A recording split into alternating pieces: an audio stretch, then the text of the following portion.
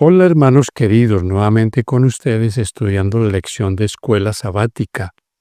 Esta lección que nos ha traído mucha bendición.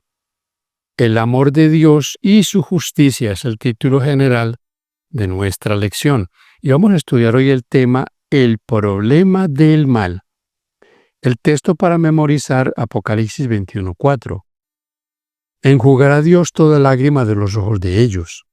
Y ya no habrá más muerte, ni habrá más llanto, ni clamor, ni dolor, porque las primeras cosas ya pasaron. El mal es quizás el mayor problema al que se enfrenta el cristianismo. ¿Cómo conciliar el hecho de que Dios es perfectamente bueno y amoroso con la existencia del mal en el mundo? En pocas palabras, si Dios es bueno, todopoderoso, ¿por qué existe el mal y por qué existe en semejante escala?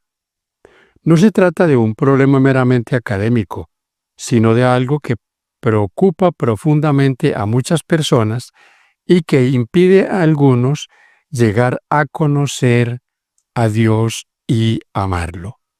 Elena White, en El conflicto de los siglos, en la página 483, nos dice: para muchos el origen del pecado y el porqué de su existencia es causa de gran perplejidad. Ven la obra del mal con sus terribles resultados de dolor y desolación, y se preguntan cómo puede existir todo eso bajo la soberanía de aquel cuya sabiduría, poder y amor son infinitos. Es esto un misterio que no puede explicarse. Fin de esta cita. Muchos ateos señalan el problema del mal como la razón de su incredulidad. Como veremos esta semana y en las próximas, el Dios de la Biblia es completamente bueno y podemos confiar en Él, incluso a pesar del mal que afecta nuestro mundo caído. Hay aquí, mis hermanos, en esta introducción algo que yo quiero agregar. Este texto de Apocalipsis 21, versículo 4, contradice la herejía de un infierno eterno. ¿Por qué? Porque el texto dice, no habrá más llanto, ni clamor, ni dolor, porque las primeras cosas pasaron. En un mundo, en un universo de Dios nuevo, en una tierra nueva, en un mundo totalmente renovado, es imposible que haya un lugar de tormento eterno. Esta es una distorsión del carácter de Dios. El problema del mal no se va a solucionar con Dios quemando a los perdidos por la eternidad. En otras palabras, Dios no va a inmortalizar el pecado. Continuando con nuestro estudio para el día domingo, este estudio está titulado ¿Hasta cuándo, Señor? Quiero leer aquí, mis hermanos y amigos, un texto que está en el libro del profeta Jeremías. Este texto nos presenta una inquietud que quizás todos hemos tenido. Es una pregunta que hace Jeremías a Dios. Dice el texto: justo eres tú, oh Jehová, para que yo dispute contigo. Sin embargo, alegaré mi causa ante ti, porque es prosperado el camino de los impíos, y tienen bien todos los que se portan deslealmente. Aquí la pregunta de Jeremías es una pregunta que la encuentra usted con varios escritores bíblicos. Con Josué, la encuentra usted, como vamos a ver más adelante, en el Salmo 73. ¿Por qué, Señor?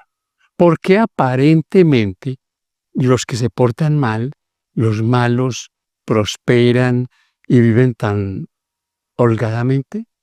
Esa es la pregunta que tiene aquí Jeremías, porque él, viendo todo lo que pasa a su alrededor, él piensa, bueno, ¿y por qué los que queremos servir a Dios a veces pasamos tantas necesidades, tenemos tantas luchas, persecuciones y cosas? Porque estos hombres fueron perseguidos, pero lo más cruel, perseguidos por su mismo pueblo. Aquí, para complementar este estudio, tenemos Job 30:26, tenemos Jeremías 13:22, Malaquías 2:17 y el Salmo 10, el versículo 1. La pregunta entonces aquí debe quedar contestada: ¿por qué los malvados pasan bien, sufren menos? Podríamos pensar en eso, pero saben ustedes que, como vamos a ver más adelante, el fin de los malvados va a ser destrucción, pero el fin de los que hoy posiblemente están pasando por pruebas va a ser salvación eterna. Ahora, también podemos hacer un paralelo aquí con la vida del Señor Jesús. La vida del Señor Jesucristo no fue una vida en la tierra de color de rosa.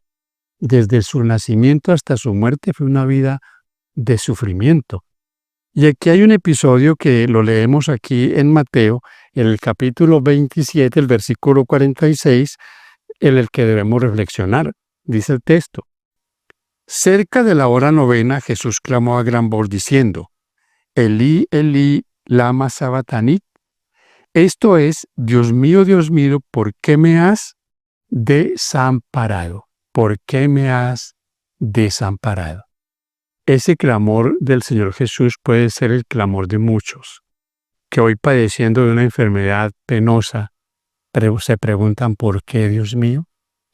Pero aquí podemos analizar que esta pregunta del Señor a ese abandono de Dios es digamos, la expresión de los perdidos en el día que se cierre el tiempo de gracia.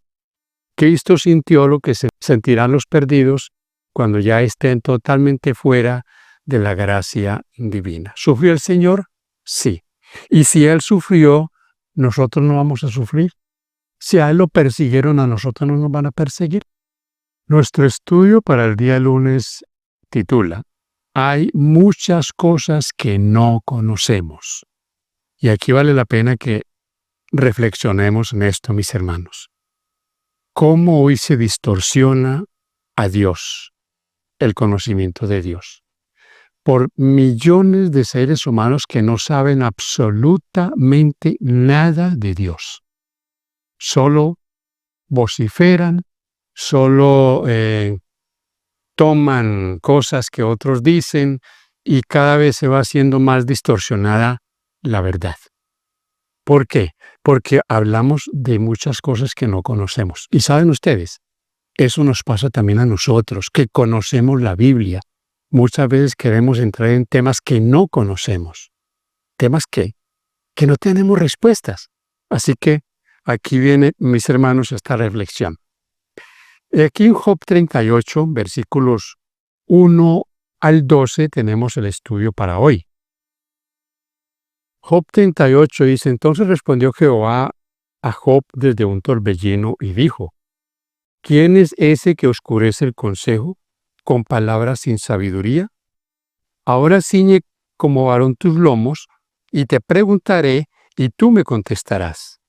¿Dónde estabas tú cuando yo fundaba la tierra? Házmelo saber si tienes inteligencia. ¿Quién ordenó sus medidas si lo sabes? ¿Y quién extendió sobre ella cordel? ¿Sobre qué están fundadas sus bases? ¿O quién puso su piedra angular?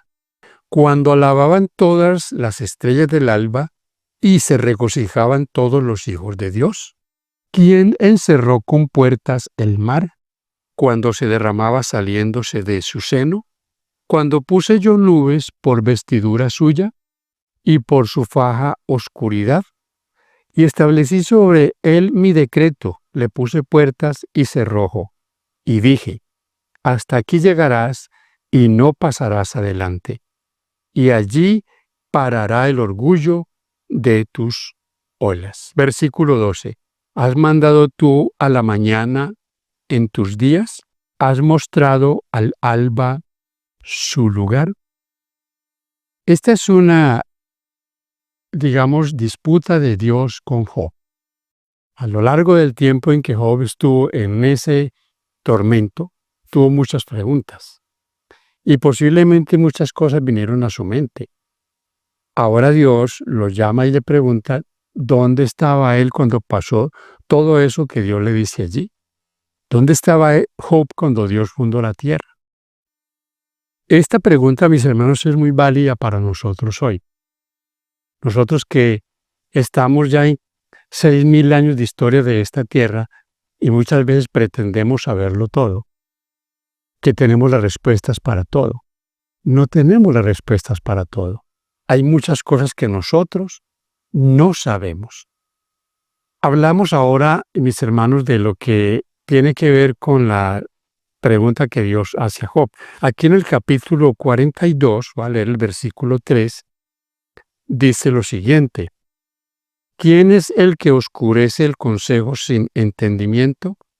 Por tanto, yo hablaba lo que no entendía, cosas demasiado maravillosas para mí que yo no comprendía.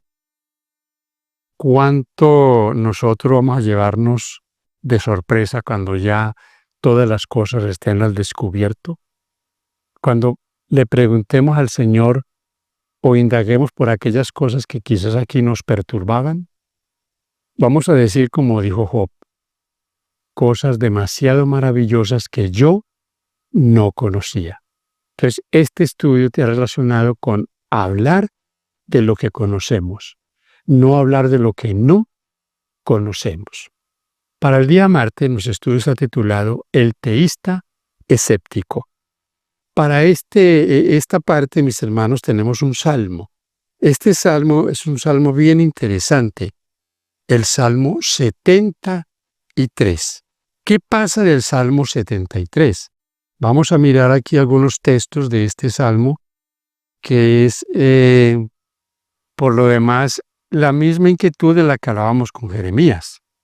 ¿Por qué los malos prosperan?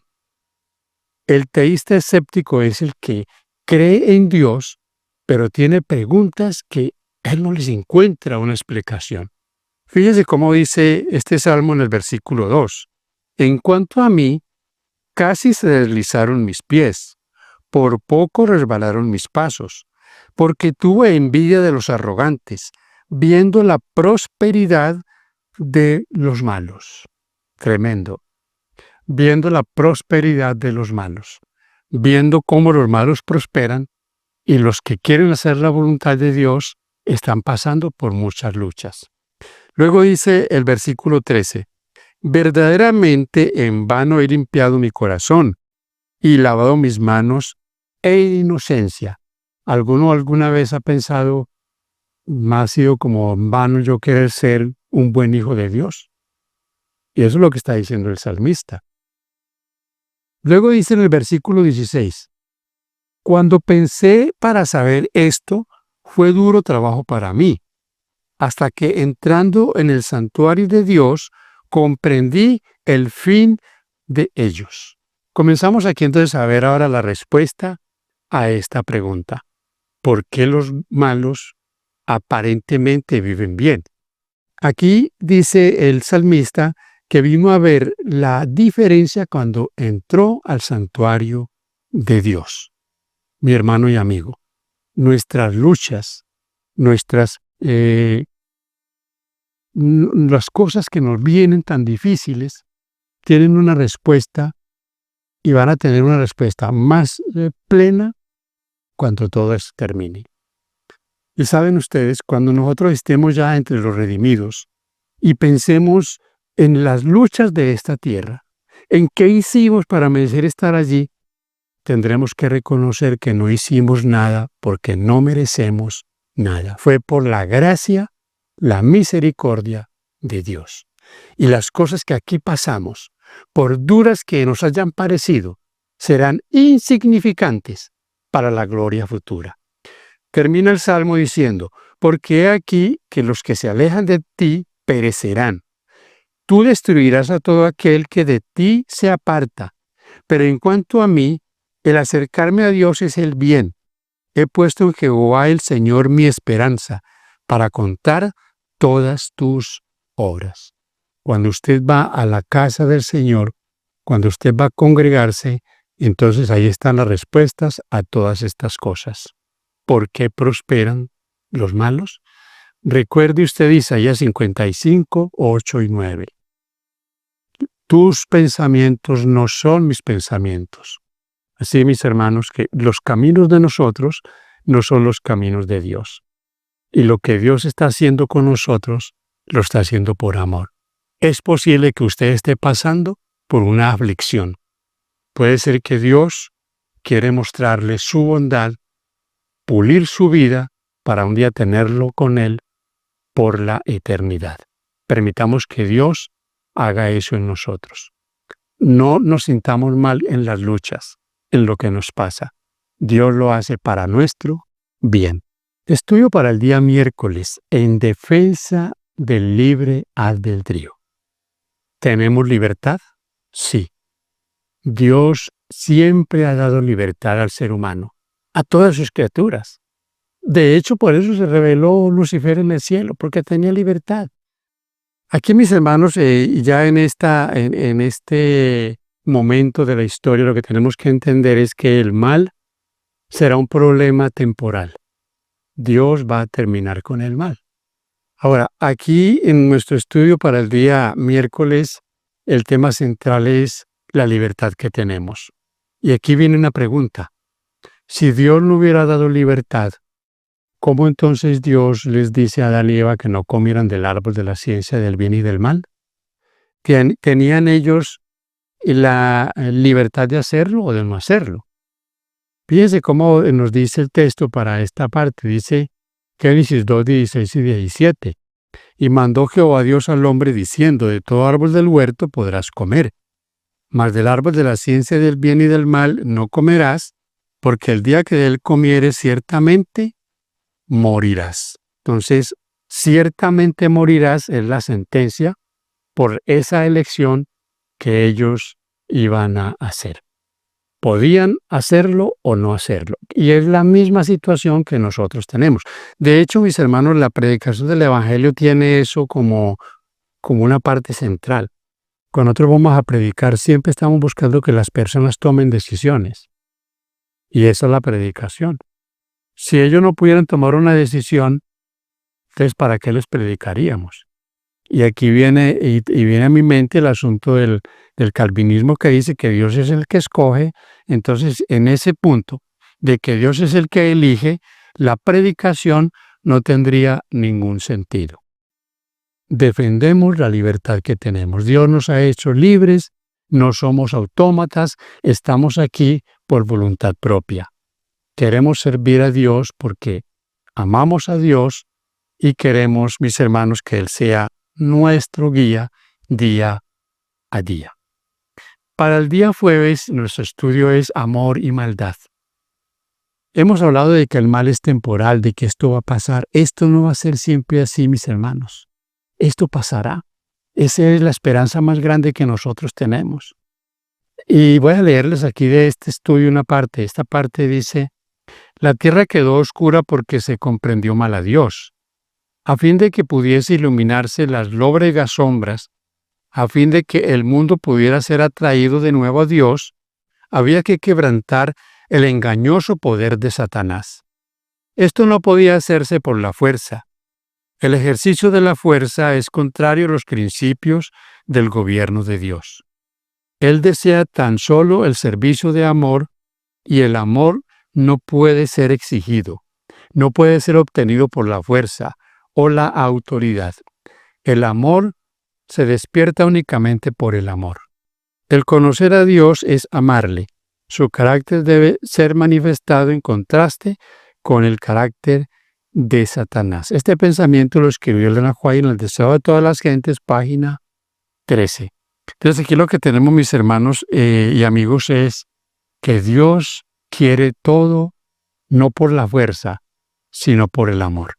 Por eso en la predicación enfatizamos el amor de Dios, que aquellos que quieren ir a Dios lo hagan por amor, no por fuerza, no por temor, no porque sientan temor al castigo, sino porque quieren unirse a Dios, porque aman a Dios y porque ven que Dios es totalmente amor.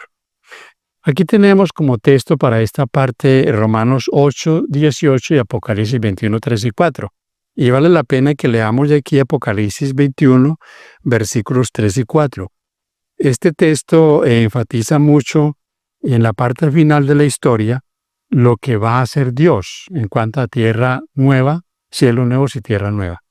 Dice, oí una gran voz del cielo que decía, he aquí el tabernáculo de Dios con los hombres, y Él morará con ellos y ellos serán su pueblo, y Dios mismo estará con ellos como su Dios. Enjugará Dios toda lágrima de los ojos de ellos, y ya no habrá muerte, ni habrá llanto, ni clamor, ni dolor, porque las primeras cosas pasaron. ¿Qué va a prevalecer? El amor. La maldad, en lo malo, será erradicado. Por eso el énfasis que he hecho, mis hermanos y amigos, que estos textos contradicen la falsa doctrina de un infierno eterno, porque eso sería, mis hermanos y amigos, que Dios va a inmortalizar el mal. Y yo he dicho muchas veces, el único que va a tener inmortalidad es el que se va a salvar, el que acepta a Jesucristo como su Salvador. Los perdidos no tendrán inmortalidad, porque en esa errada enseñanza, si se van a quemar eternamente es porque van a tener vida inmortal, y Dios solo va a dar vida inmortal a sus redimidos. Para la parte del viernes tenemos una lectura. Esta lectura está en el libro Patriarcas y Profetas, página 20 y 21. Dice, aun cuando Satanás fue arrojado del cielo, la sabiduría infinita no lo aniquiló, pues que solo el servicio inspirado por el amor puede ser aceptable para Dios.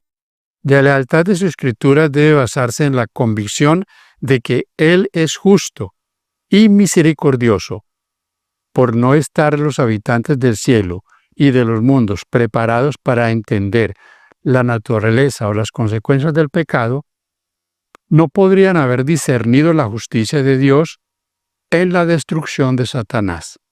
Si se le hubiera suprimido inmediatamente, algunos habrían servido a Dios por temor más bien que por amor. La influencia del engañador no habría sido anulada totalmente, si se le habría extirpado por completo el espíritu de rebelión.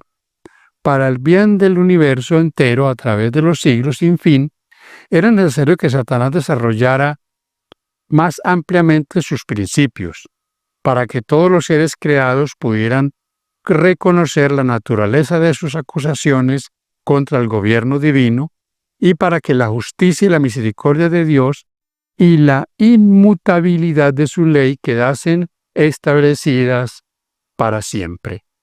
La rebelión de Satanás había de ser una lección para el universo, a través de todos los siglos venideros. Un testimonio perpetuo en cuanto a la naturaleza del pecado y sus terribles consecuencias.